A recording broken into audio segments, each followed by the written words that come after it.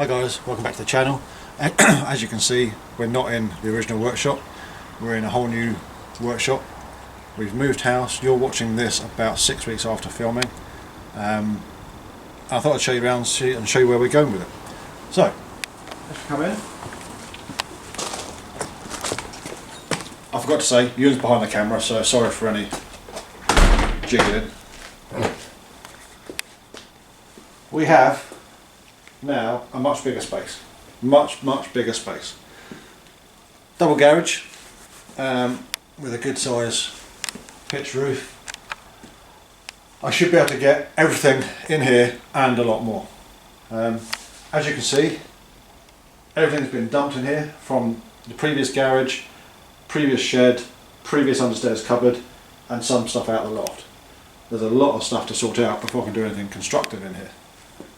Already we've had to do some remedial work to make a few things safe, but I'll come to that in a second. Size of this place is 6 meters, 6.5 meters by 6.5 meters, give or take. So it's substantially bigger than the last workshop. Just come through the door that we're going to be using most. We've already had to fix that because it wouldn't open at all. And we've got two up and over doors here, one of which will probably never open again much.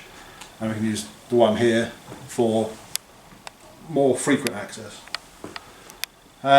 So when we came in here, you see I've got two lights up here already.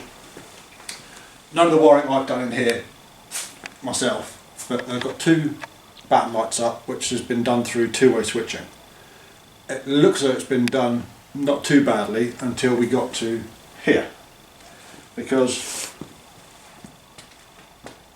I don't know quite how to explain it, but we had a lot of things going on here which I couldn't get my head around. Obviously got the consumer unit.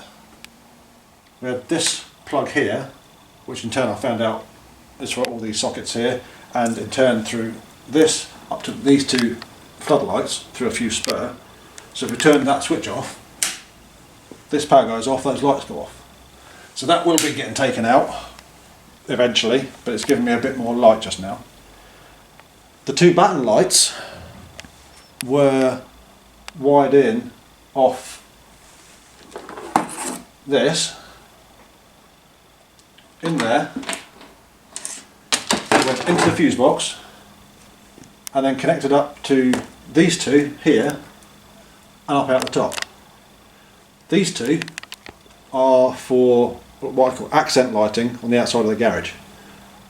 Now the way they wired it up, the outside lights couldn't be turned off, and we could only turn the inside lights off with the main switches on the walls or here. The outside lights just wouldn't switch off. The only way to do that would be to actually throw the main switch.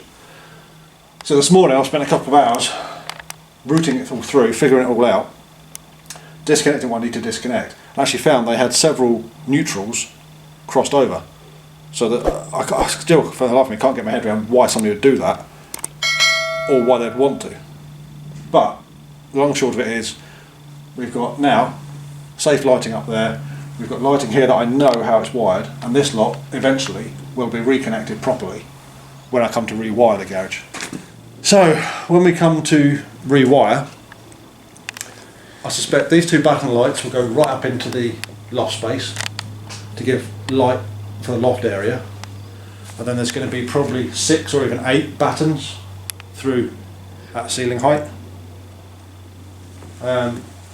New consumer unit. I might even run a new feed from the house, because I'm not sure the size of this one at the moment, and that's going to go up through trunking and have round the wall high level trunking where I can drop down sockets where I need them. So you're going to have single point switching for the lighting. So yeah, there's plenty of things to do. Before any of that, I'm insulating the place, starting on that wall.